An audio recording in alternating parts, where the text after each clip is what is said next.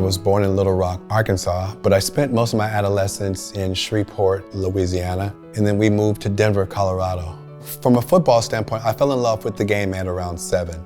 And from talking to my siblings and my parents, they say that I used to sit in front of the television and I could literally tell them what play was going to happen next. After high school, went to school at Mesa State, which is a small Division II school. Was there for 1 year, and then I transferred to Weber for my sophomore throughout my senior year. From there, I spent 2 years with the Titans, a year with the Seattle Seahawks, and some training camp with the Washington Commanders. Post NFL time, I moved to New York City because I wanted to, see if I could live in the world as an openly gay man. And then after 15 years there, I moved to the interesting city of Los Angeles.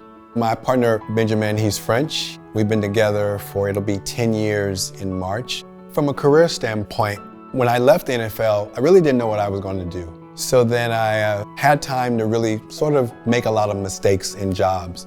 But I was fortunate enough to get a job at an organization called the Hedrick Martin Institute. So I was able to work with LGBTQ kids. So working at that organization really helped me meet just amazing young people who were wrestling with their identity at the same time I was wrestling with mine. At that time, the NFL was looking for someone to do sort of training and coaching for their coaches, players, and owners. So I was the NFL's very first LGBTQ consultant. It was a dream come true, to be able to come full circle to do that type of work. My journey to my current role at Netflix was, as I started my own consultancy, I was consulting for Procter & Gamble, for Google, and this strange company called Netflix reached out to me and said, hey, would you come in and give a talk about the work that you're doing at these other organizations? So that was really successful. So I joined Netflix as the Vice President of Inclusion for the products and tech side of the business. And this last October,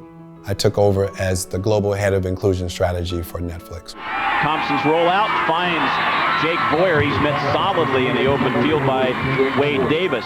My time at Weber as an athlete was hard in the right ways. What Weber inculcated in me was a work ethic that if I worked really, really hard, I had a chance.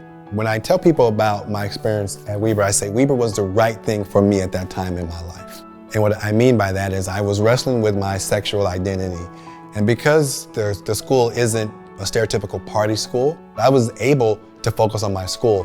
And to be able to say that I have a business degree is something that most people are shocked because they have a certain association with athletes. But because at Weber, they saw me as a student athlete, but they saw me as a student first. Tyler Thompson with more time this time, throws high, nearly had it picked off by the deep man. Good coverage that time by Wade Davis. Football there became a brotherhood. The guys on that team, they drove me wild in a lot of ways. Like I wanted guys to be more focused, and then Coach Grable came and he was the perfect coach for me. I'm proud to be an alum at Weber, one, because Weber took a chance on me, right? Like they saw this kid who was at Mesa State and they said, hey, we think there's more there. Let me give him a scholarship. The second thing that makes me excited to be a Weber State alum, I have lasting friendships from my time at Weber. I'm on a text chain with 9 different teammates. I still talk to my former coach, right? And that means that there was a transformation that happened and not just a transaction.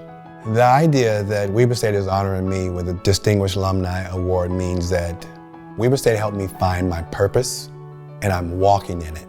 That school helped me figure out not just what I am, but who I am. And I'm able to continue to walk on that journey and walk on that path. And that is, I don't think there's another gift that an institution can give you except that.